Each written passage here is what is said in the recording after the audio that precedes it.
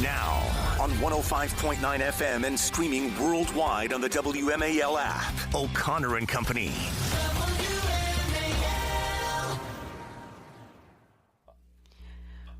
Well, good morning. It is 5:06 on WMAL 105.9. We are helping you make news this morning. Good morning, folks. You're listening to O'Connor and Company. It's your usual Friday gal, Patrice, and I am here with Andrew Langer. Good morning, Andrew. Good morning. As I work on my own snafus, Patrice. It's been a bit. Hi, how are you doing? Happy Friday. Happy Friday. Oh, my goodness. I almost forgot that. It is a Friday. The government has reopened. Oh, my goodness. I think we can breathe. Folks don't have to worry so much about Thanksgiving travel this next week and the week after. So I think this is a good thing. Yeah, yes. And then at some point it will sink in that the government has reopened and we can all just sort of sit here and steam a little bit more about that. But yeah, no, it's listen, you and I both have familial reasons for being relieved that the government shutdown is over. But is over. You know, we do. All right, well. And at some point we may talk. I know you do the intro. Go ahead. We'll get to wonk out, Andrew, but in the meantime, let's give our folks the rundown. At 6:35, we've got Mark Krikorian, Executive Director of the Center for Immigration Studies. 7:05, our good friend Grover Norquist, President of Americans for Tax Reform, will be joining us. And 8:05, Maryland Delegate Mark Fisher, he's a member of the Maryland Freedom Caucus, talking about what's happened with the Maryland surplus that has disappeared. And so right now, Andrew, let's just get into it. I mean, the shutdown is over. We are no longer counting the days of the shutdown. Now we're kind of talking about what's happened, what's been the result. But, how have you been impacted, particularly this week? Have you been traveling, or what's been your experience? Yeah, listen, it was one of those things. This is one of those crazy weeks where I was doing a ton of traveling. Part of the reason why I couldn't sit in yesterday as well. But yeah, I went off. By the way, maybe we'll talk about this later on. I had an amazing trip earlier this week to visit a Novartis factory where they're making state of the art cancer treatments. Oh wow! And it was one of those things where I'm thinking, okay, is this going to happen?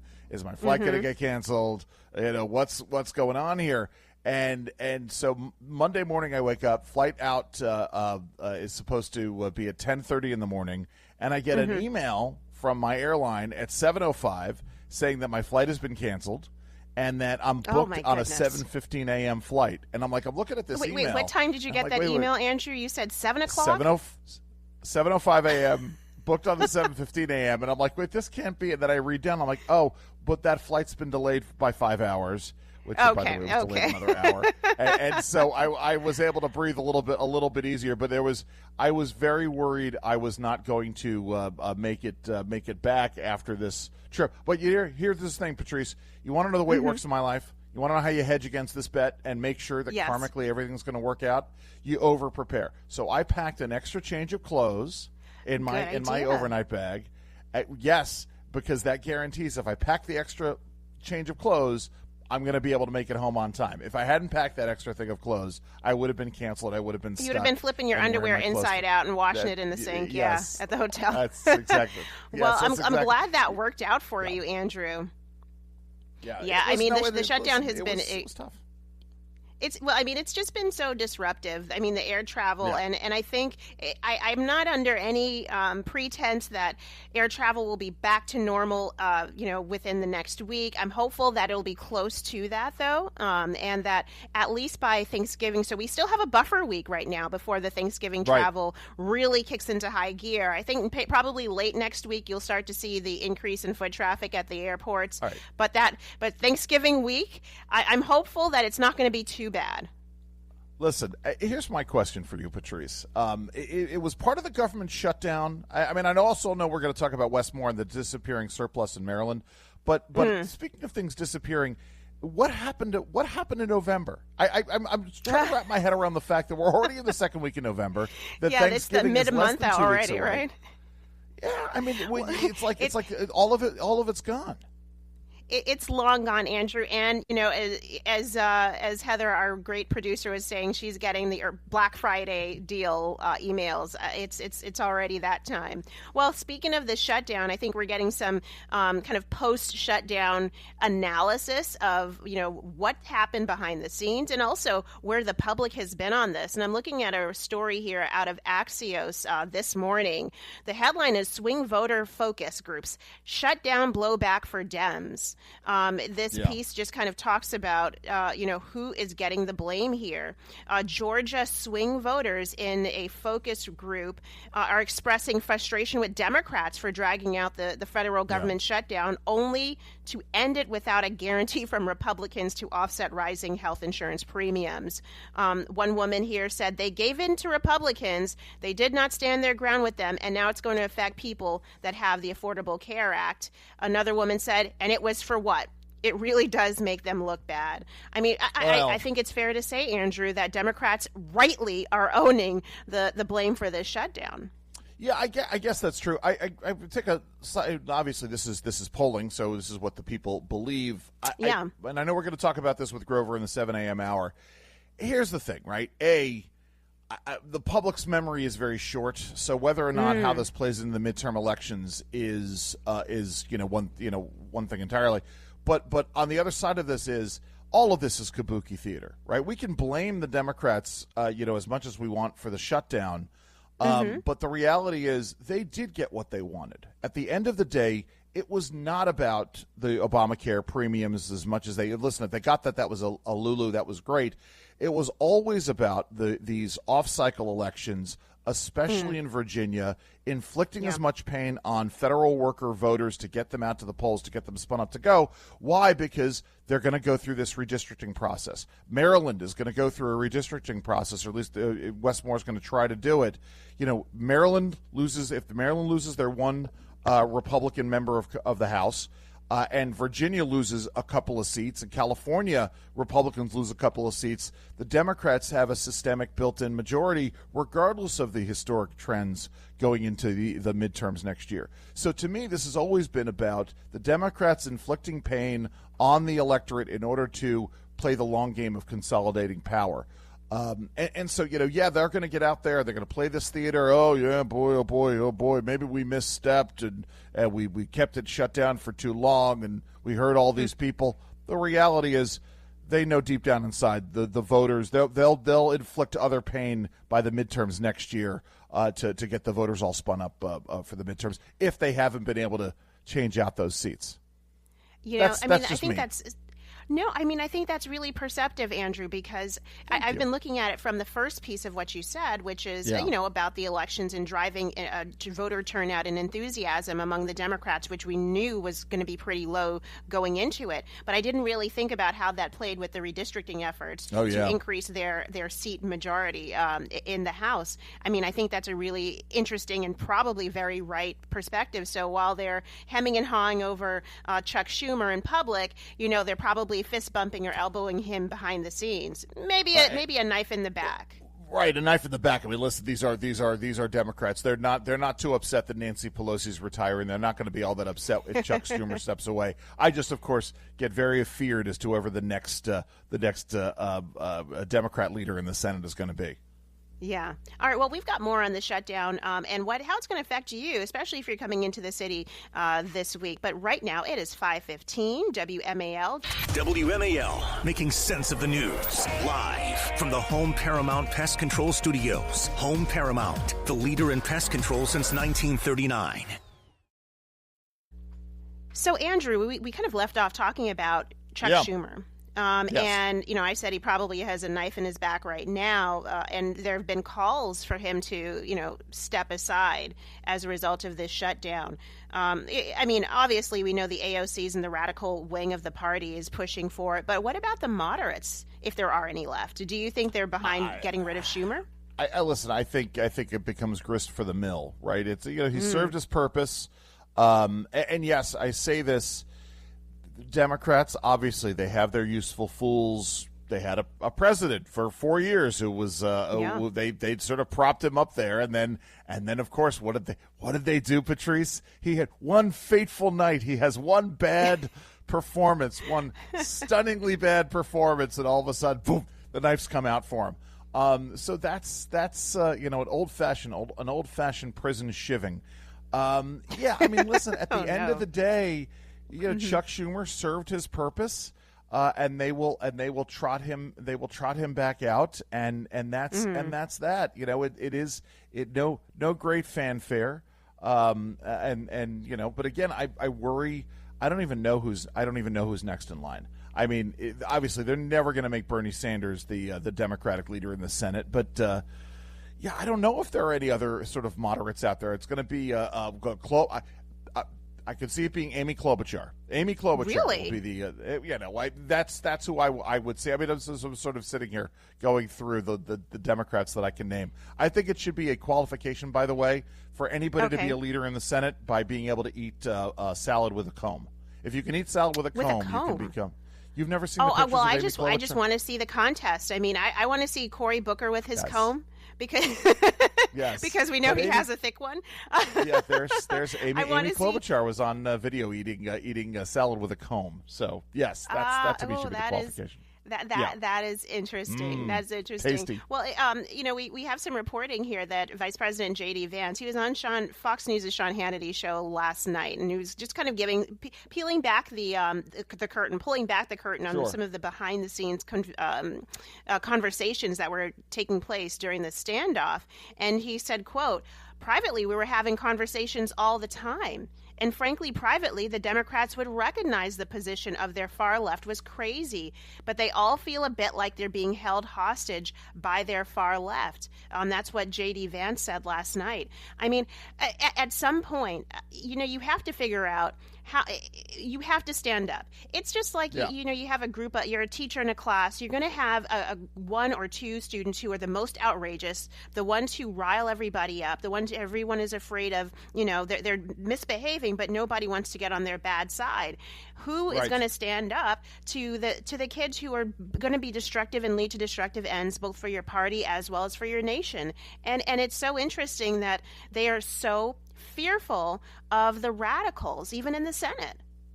No, I mean, listen. I think there is merit to that, but at the end of the day, right? I think we also hit the nail on the head. There aren't a whole lot of Democratic moderates that are out there. Though the party has fundamentally shifted. Listen, why don't let's hear what can we hear what J.D. Vance had to say? Yeah, absolutely. Let's play cut one, please. Michael. Yeah. Did you have conversations with them? Say, work this out with me. Did that happen behind the scenes that nobody knows about? Oh, of course. Privately, we were having conversations all the time. And frankly, privately, the Democrats would recognize the position of their far left was crazy. But they all feel a little bit like they're being held hostage by their far left. You said it very well. Chuck Schumer, this probably ended his career, and he was the person who was fighting more than anybody to keep the government shut down. So the far left, they're never going to be satisfied unless the Democrats are willing to burn down the entire country. Luckily, there were a few moderate Democrats who allowed reason to prevail. We have to step back, Sean, and remember how crazy the demands were. They wanted $1.5 trillion, a lot of that healthcare benefits for illegal aliens. They wanted us to undo all of the great border policy that we've been doing. They wanted us to refund, like you said, NPR and PBS. They were basically saying that we want the far left's priorities to dominate in the Trump administration. I think unless that Michael. happens, I'm going to say this again. I think so much of this was kabuki theater, though. I think it's just one of those things where we're going to see more of this, where they're going to make the outrageous demands, but you have to figure out what's the end game here. Right, a number of us were saying this thing is going to end right after the election. Sure enough, a week after the election, it was over. And so, Chuck Schumer is going to go down there, and I'm not saying that it's supremely clever, but this is where they were going. It was all about inflicting pain. It was, listen, if they got the benefits for illegals, that was just going to be gravy. But they're looking at the consolidation of power down the road. There you go. The good thing, though, is that the government is reopened. And for those who want to enjoy some of the marvelous sites that we have here in Washington, D.C., you should be very pleased because the reopening of the government means that the Smithsonian museums are opening. And we had Bethany Mandel on yesterday. We were chatting about this. But just as a reminder, folks, now you can as of today, you can go into the American History Museum, the National Air and Space Museum, and a number of others, the National Zoo as well. When you talk about the pain, it was painful not to be able to visit our national treasures like this. But that's what the Democrats do. They inflict pain, as you rightly said. They inflict pain to consolidate power. It is 5:23. All right, could you use another $2,000 in just free cash? Well, you might get that soon, thanks to the tariffs. We'll talk more about this. Stay with us. It's O'Connor and Company at 5:30. WMAL-FM Woodbridge, Washington, a Cumulus media station. Making sense of the news. News Talk 105.9. WMAL. News now. Now on 105.9 FM and streaming worldwide on the WMAL app. O'Connor and Company.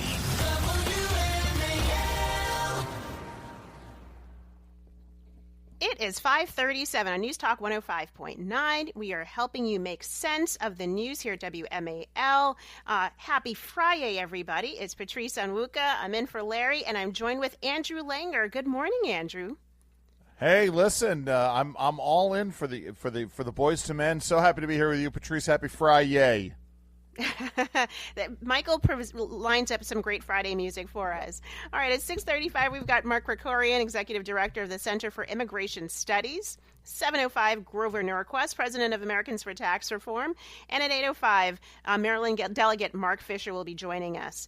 So, Andrew, let's talk about the tariffs. Some tariff news, particularly ways that it's going to put money back into the pockets of Americans. I'm sure you and many of others have heard the rumors that President Trump wants to take some of the tariff revenue and give Americans a rebate. So a $2,000 check, dividend check, drawn from the revenue from the tariffs that would be sent to Americans. And this is a rumor because we don't know if it's really going to happen. But the White House is saying they're going to try and, as much as they can, do everything to make that happen. It would be limited to those households earning less than $100,000 a year, so not meant for high-income households.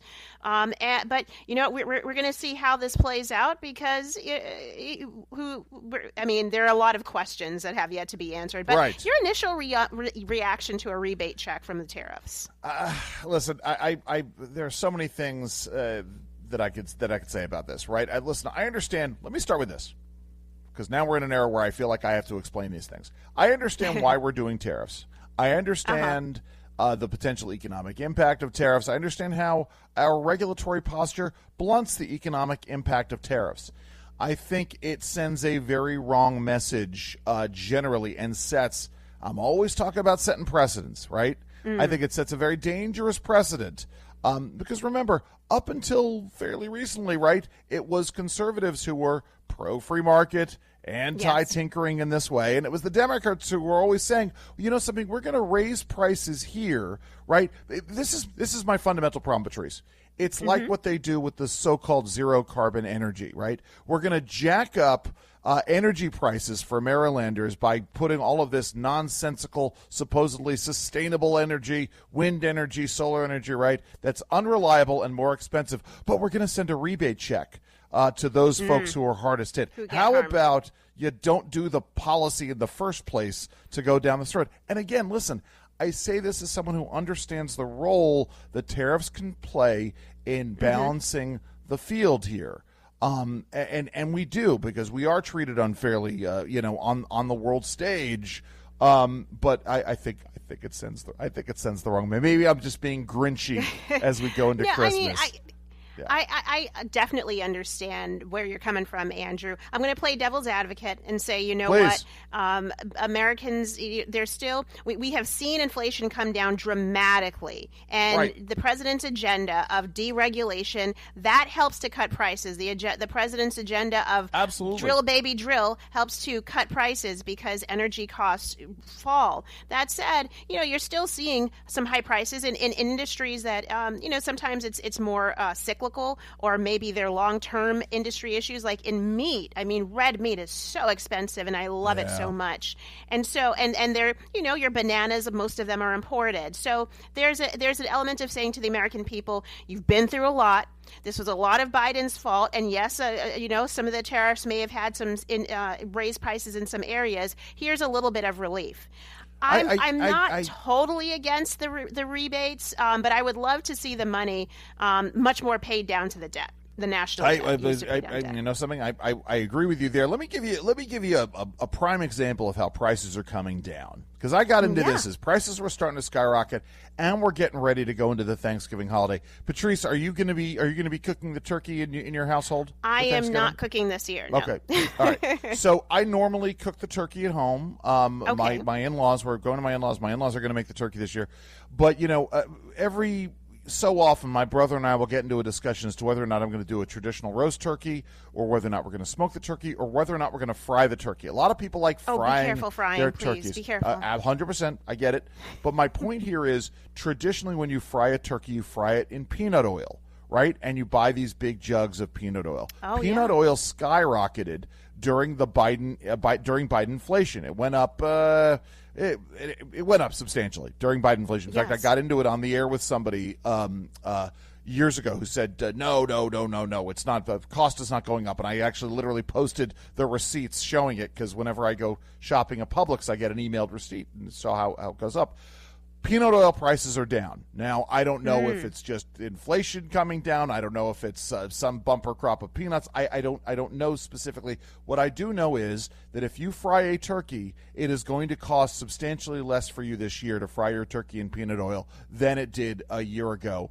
And that's important. It's important to show why things are working, how things are working. But yes, good price news on the fried turkey front. There is good news, and I think Walmart, for example, has talked about the Thanksgiving dinner prices have dropped. They've been able to offer better deals. I shop at Aldi and Lidl very often, and I'm seeing no new low price signs everywhere. So that's a good sign. I mean, I think part of this, President Trump said in his Truth Social post, quote, people that are against tariffs are fools. A dividend of at least $2,000 a person, not including high-income people, will be paid to everyone. So I think part of this is winning people over on the idea of tariffs, because tariffs are used in lots of different ways. And I always like to talk about the non-tariff barriers that the administration 100%. Is negotiating right now. A lot of the ways China rips off our ideas, our intellectual property, hitting back at these ridiculous onerous licensing requirements or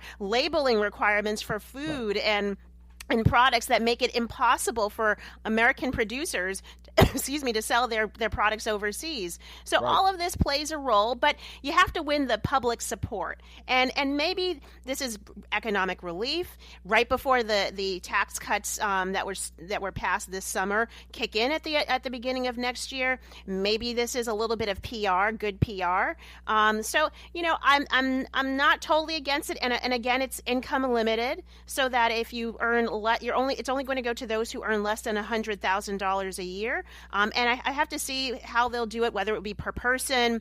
I mean, you can do pretty well if you have a family of 6 on a $2,000 per person tariff rebate check. So we'll see if Congress has the appetite to put this in a spending bill, or how this would even happen. Would it be an executive order? I'm not sure. There's a lot of mechanics that would have to be worked out to make this happen. Because I know we're up on a break, but I will say this much. I think any opportunity that the Republicans have to put Democrats in the position of having to say no to giving money to people, right? I think there's a win there on the political front. If we go into Christmas with Republicans being able to paint Democrats as Grinchy because they don't want to give people rebate checks, that could be a nice early Christmas bonus for all of us. Merry Christmas. All right, it is 5:45 WMAL. Later this morning on the Chris Plante Show, the Republicans, of course, voted to reopen the government, and the Democrats continue to lie about it. 9 a.m. on WMAL. All right, so Andrew, this is, speaking of putting money back in the hands of Americans, this was a really interesting story. This was yesterday. Secretary Kristi Noem's, head of DHS, she handed out some cash to TSA agents in Houston, Texas. Let's play this clip, and we'll love to get your response on it. But we will be looking at every single TSA official that helped serve during this government shutdown and do what we can to recognize that and help them financially with a bonus check to get them and their family back on their feet. So with that, Rico, I want to present to you a check and say thank you from the American people. Appreciate it. Ashley, thank you. Yes. And is Leo here? All right. All right, so that was Kristi Noem handing out $10,000 bonus checks, Andrew. Flashing that TSA cash over there at DHS. No, listen, I get it. It is tough to work in the flight industry right now at all levels of it, whether or not you're a flight attendant on an airline or whether or not you're someone who's working in an airport. And the last couple of weeks have been particularly tough, and I get this. But as producer Heather pointed out, and I think this is true, so many workers, if you were essential and you were going into the office every day without pay, I get it. I mean, the TSA agents are forward-facing in many ways. Some of the only people that folks may meet from the federal government, but there are a lot of folks who are doing this work, and I want to make sure that they get recognized for going in. Well, I will never be upset about a employer giving out a bonus for good performance, for going above and beyond. And this was a promise made and a promise kept, because President Trump said, I think it was last weekend, he said, you TSA agents who showed up every day, you're working hard, you deserve a bonus. And this is keeping that promise. But I think it also is meant to go toward morale, employee 100%. Morale.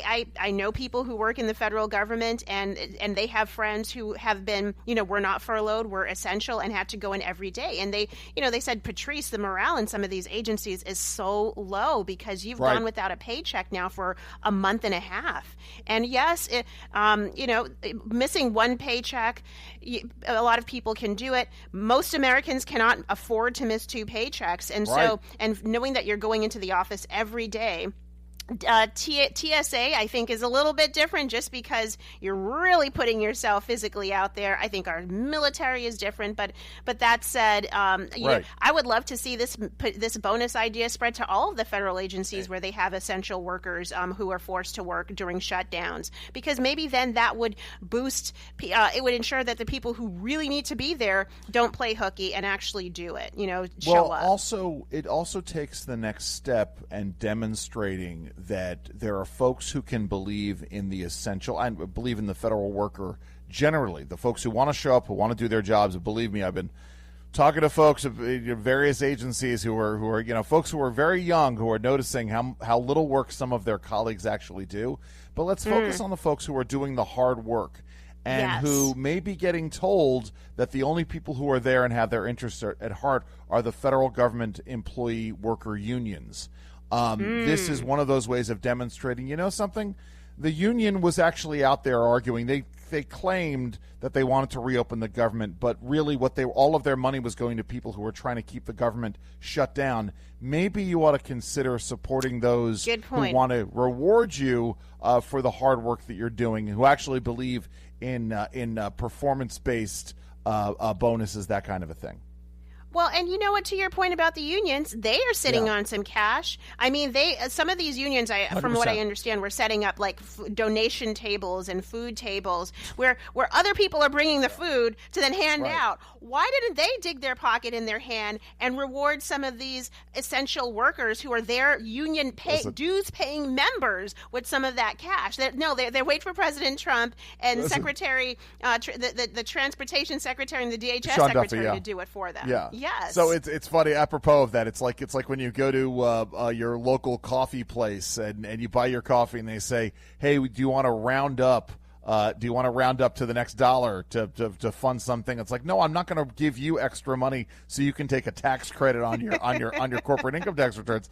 I mean, that's exactly it. It's like I think I did the calculation. It was something on the order of $30 million a month in dues. Go to these unions, and it's an astounding amount of money. And yeah, it's like education endowments. They could certainly pay for some of these students and not take my money in order to do it, pay down the student debt that way. But yeah, that's exactly it.